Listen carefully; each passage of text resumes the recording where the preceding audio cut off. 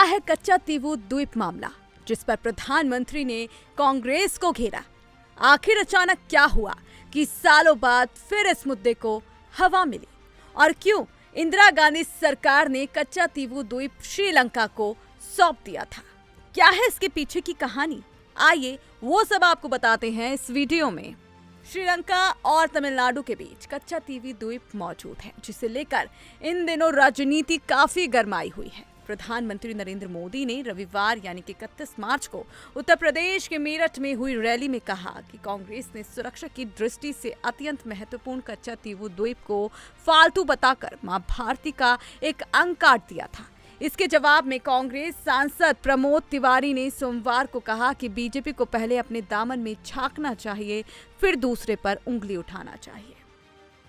दरअसल पीएम मोदी के अलावा विदेश मंत्री एस जयशंकर ने भी कहा कि कच्चा तीवू का मुद्दा अचानक से सामने नहीं आया है, ये एक जीवंत मुद्दा रहा है।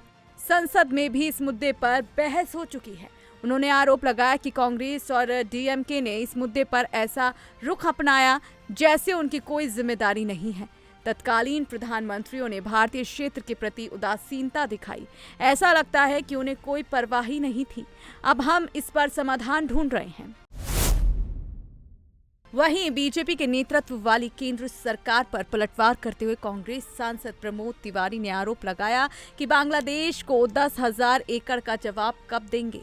उन्होंने कहा, लोकसभा और राज्यसभा की कार्यवाही गवाह है। अभी भारत और बांग्लादेश के बीच वार्ता हुई थी। क्या आपने 7,000 एकड़ जमीन के बदले 17,000 की भूमि उन्हें नहीं सौंपी? ये 10,000 एकड़ का जवाब कब देंगे आप? पहले अपने दामन में झांकें। अब अगला सवाल ये, कहाँ है कच्चा तीवू द्वीप और क्यों हुआ था विवाद? चलिए जानते हैं। कच्चा तीवू द्वीप हिंद महासागर में भारत के दक्षिण छोर पर है। 285 एकड़ में फैला ये द्वीप भारत के रामेश्वरम और श्रीलंका के बीच में बना हुआ है। 17वीं शताब्दी में यह द्वीप मदुरई के राजा रामानंद के अधीन था। अंग्रेजों के शासनकाल में कच्चा तीवू द्वीप मद्रास प्रेसिडेंसी के पास आया। उस दौर में यह द्वीप मछली पालन के लिए अहम स्थान रखता था। यही वजह थी कि भारत और श्रीलंका दोनों मछली पकड़ने के लिए इस द्वीप पर अपना अपना दावा करते थे। आजादी के बाद समुद्र की सीमा को लेकर 1974 से 76 के बीच 4 समझौते किए गए थे। समझौते के तहत भारतीय मछुआरों को द्वीप पर आराम करने और जाल सुखाने में इजाजत दी गई थी और यह द्वीप श्रीलंका को सौंप दिया गया। अब सवाल ये, श्रीलंका को क्यों सौंपा गया ये द्वीप? तो बता दें, साल 1974 में भारत की तत्कालीन प्रधानमंत्री इंदिरा गांधी और श्रीलंका के राष्ट्रपति श्रीमावो भंडार नायके के बीच एक समझौता हुआ। समझौते के तहत इंदिरा गांधी ने श्रीलंका को कच्चा तीवू द्वीप सौंप दिया था। इस समझौते को लेकर 26 जून को कोलंबो और 28 जून को दिल्ली में दोनों देशों के बीच बातचीत हुई थी। बैठक के बाद ही कुछ शर्तों के साथ इस द्वीप को श्रीलंका को सौंप दिया गया। शर्तें ये रखी गई थी कि भारतीय मछुआरे इसका इस्तेमाल जाल सुखाने और आराम करने के लिए करते रहेंगे। यह भी कहा गया था कि इस द्वीप पर बने चर्च में भारतीयों को बिना वीजा जाने की इजाजत नहीं होगी और न ही भारतीय मछुआरे यहाँ पर मछलियाँ पकड़ सकेंगे।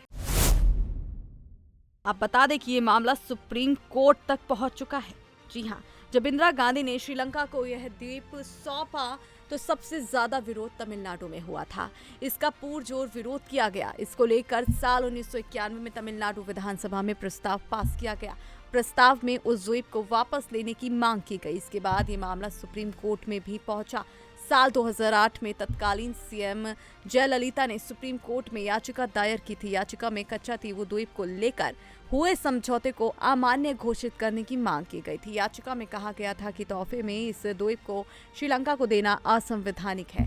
कच्चा तीवू द्वीप को लेकर समय समय पर सियासी घमासान हुआ। 2011 में जब जयललिता दोबारा तमिलनाडु की मुख्यमंत्री बनी तो उन्होंने विधानसभा में इसको लेकर प्रस्ताव पास कराया। अभी क्या स्टेटस बना हुआ है वो जान लेते हैं। वर्तमान में तमिलनाडु के कई हिस्सों में मछलियां खत्म हो गई हैं। भारतीय मछुआरे मछलियों के लिए अंतर्राष्ट्रीय समुद्री सीमा रेखा को पार करते हुए कच्चा तीवू द्वीप पहुंचते हैं। कई बार भारतीय मछुआरों को श्रीलंकाई नौसेना हिरासत में ले चुकी है, जिनकी अक्सर खबरें भी आती हैं। अब लोकसभा चुनाव के बीच एक बार फिर यह द्वीप बहस का विषय बन गया है, जिसको लेकर पीएम मोदी और गृह मंत्री ने ट्वीट किया। तो अब आप बताइए आपका क्या कहना है इस पूरी अपडेट पर। कमेंट बॉक्स में अपनी प्रतिक्रिया जरूर दीजिएगा।